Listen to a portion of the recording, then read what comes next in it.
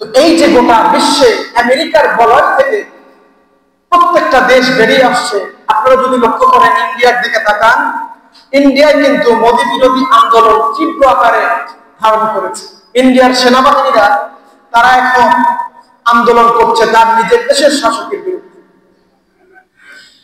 আবার আমার বাংলাদেশের দিকে তাকালে দেখবেন আজ থেকে এই যে ঢাকা বিশ্ববিদ্যালয়, আজ থেকে 20 থেকে 30 বছর আগে যারা ঢাকা বিশ্ববিদ্যালয়ে পড়তো সেই সমস্ত শিক্ষকরা বলতো যে, তারা বলছে আমরা যখন পড়তাম তখন কেউ দাড়ি রাখলে তাদেরকে ট্রল করা হতো, হাসি ঠাট্টা করা হতো, কেউ টুপি পরলে হাসি ঠাট্টা করা হতো, কেউ হিজাব পরলে হাসি ঠাট্টা করা হতো। Maximum of people, maximum student তারা সবাই আধুনিক কিংবা এই সেকুলারিজমের মধ্যে আবর্তিত ছিল। কিন্তু এখন যদি ঢাকা বিশ্ববিদ্যালয়ের দিকে তাকান, অধিকাংশ মাদ্রাসার স্টুডেন্টরা সেখানে দাপট দিয়ে এই যে বিপদে দাঁড়িয়েছিল বিএনপির সমর্থিত ছাত্র দলের ছাত্র শিবিরের দ্বারাই দাঁড়িয়েছিল সবগুলো মাদ্রাসা। অধিকাংশ স্টুডেন্টদের মুখের দিকে তাকালে দেখবেন তাদের মুখে দাঁড়িয়ে।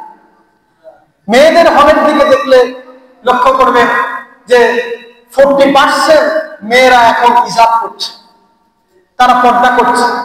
তো সেই সমস্ত সুশীলরা বলছে যে কি ব্যাপার, ঢাকা বিশ্ববিদ্যালয়তে এমন ছিল না, এই ঢাকা বিশ্ববিদ্যালয় এখন মাদ্রাসায় রূপান্তরিত হয়ে গিয়েছে। তো এটা আমাদেরকে এই বার্তাটাই দিচ্ছে যে আগামীর সময়, আগামীর বাংলাদেশ, আগামীর পৃথিবী মুসলিমদের পৃথিবী।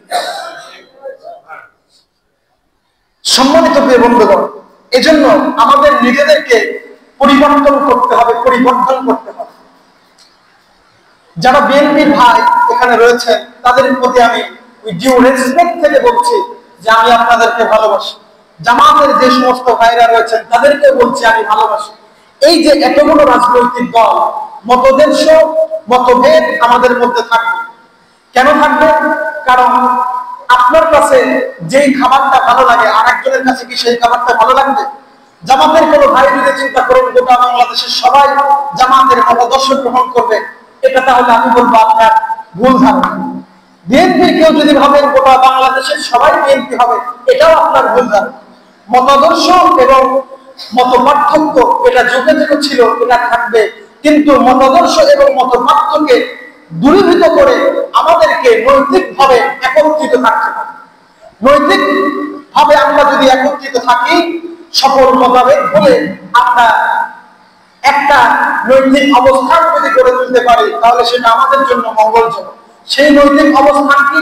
সেই নৈতিক অবস্থান হচ্ছে বাংলাদেশের সার্বভৌমত্ব রক্ষা এবং বাংলাদেশের সমস্ত মুসলিম জনগোষ্ঠী, প্রত্যেকটা মুসলিমের আকাঙ্ক্ষাকে বাস্তবায়ন করা, প্রত্যেকটা মুসলিমের স্বপ্নকে, প্রত্যেকটা মুসলিমের ধারণাকে, প্রত্যেকটা মুসলিমের চিন্তা ভাবনাকে আমরা মূল্যায়ন করব।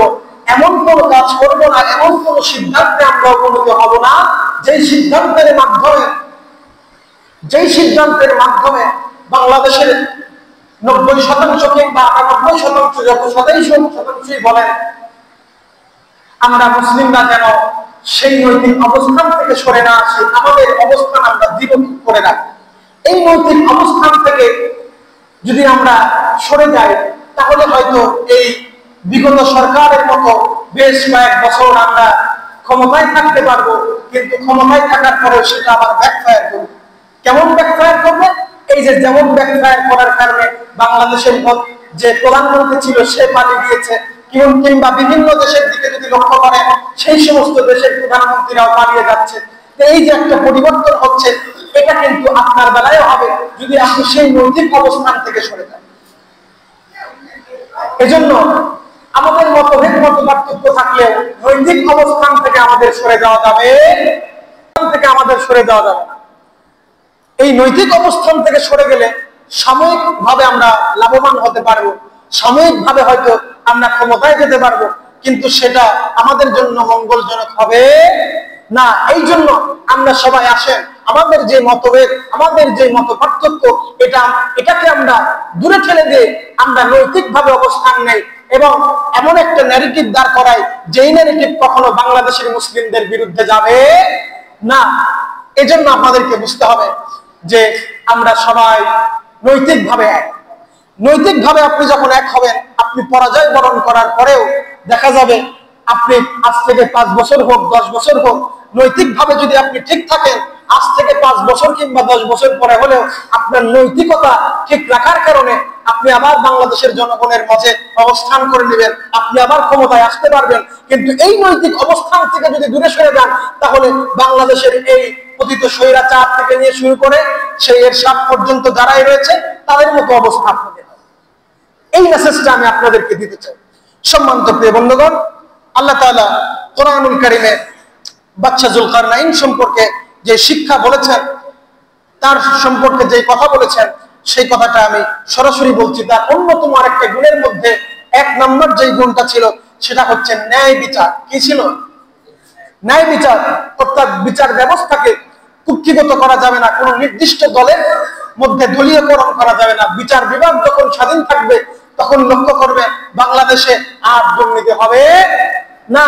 কোন দল আর নিজের দল খারাপ কাজ করলে ক্ষমতায় থাকার কারণে নিজের দলের লোকেরা খারাপ কাজ করে পার পেয়ে যেতে পারবে না। এই জন্য ন্যায় বিচার আমাদেরকে প্রতিষ্ঠিত করতে হবে। এ ব্যাপারে এই শিক্ষাটা আমরা যুলকারনাইন থেকে নিতে পারি। আল্লাহ তাআলা কোরআনুল কারীমে বলছেন, أما من ظلم فسوف نعذبه وأما من آمن وعمل صالحا فله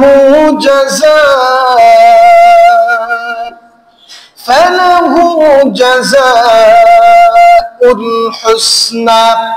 আল্লাহ তাআলা কোরআনুল কারীমের মধ্যে বলছেন, যে অত্যাচার করবে আমি তাকে শাস্তি দিব।